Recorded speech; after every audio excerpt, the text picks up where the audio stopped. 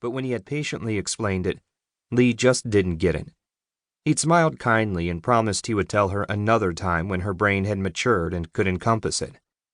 That had really irritated her, especially if it turned out to be true. The big plot screen over the physical viewports showed 9 ships, more than when they had started this voyage. 2 were Lee's private property, the heavy cruiser Retribution and the deep space explorer, the Champion William. Both were war captures and past United States of North America flagged vessels.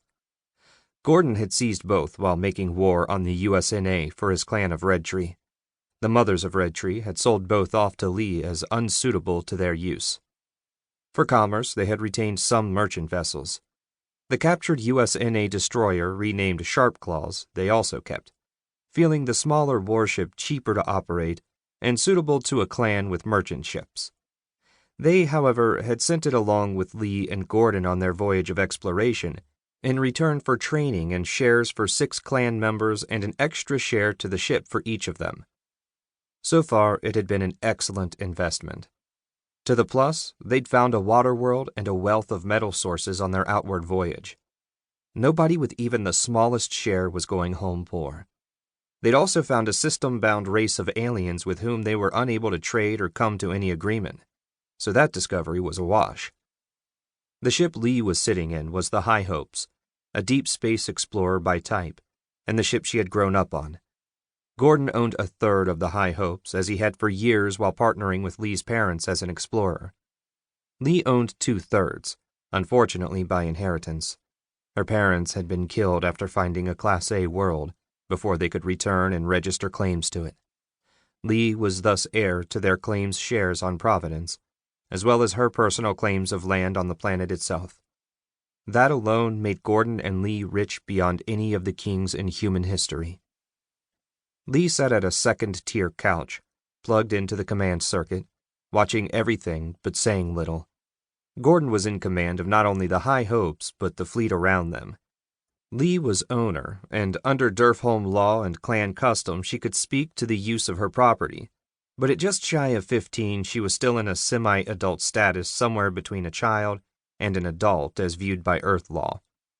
Nobody in their right mind would put her in command of a fleet of starships. However, when she spoke as owner about the business side of their voyage, they paid attention. Lee was bright for her age, forced to grow up isolated from society and pushed to learn as much as possible quickly.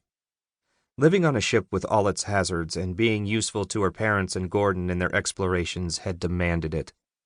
Besides the ships Lee and Gordon owned, and the Sharp Claws which Gordon's clan mothers had sent along, they were accompanied by the far-gone heavy cruiser Murphy's Law and the fast courier Roadrunner. The Roadrunner was far too cramped and lacking in supply volume to make a voyage such as they were on anything but an exercise in torture for the crew. It had been grappled to the Murphy's Law most of the voyage out, and now would be on the way back home, too. They were present because the planetary government of Fargon, their principal supplier, had been worried about having the entire sphere of human exploration, including the Derf and Hinth races and many cultures, represented by one merchant enterprise. They had sent a representative with limited authority in case some new species or civilization wanted to speak to more than a trader. The mothers of Redtree had sent their third mother also, in case Derf law should need to be addressed. The 4 other ships hadn't come out from Derfholm and Fargon with them. They were owned by a newfound group of sentient spacefaring races.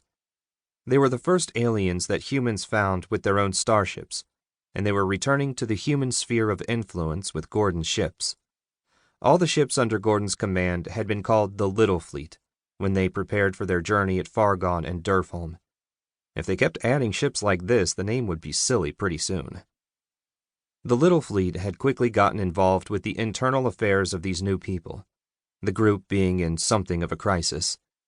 They had just experienced a long period of mutual exploration and growing commerce. That due to the fact they were more cooperative rather than aggressive. They didn't even arm their ships.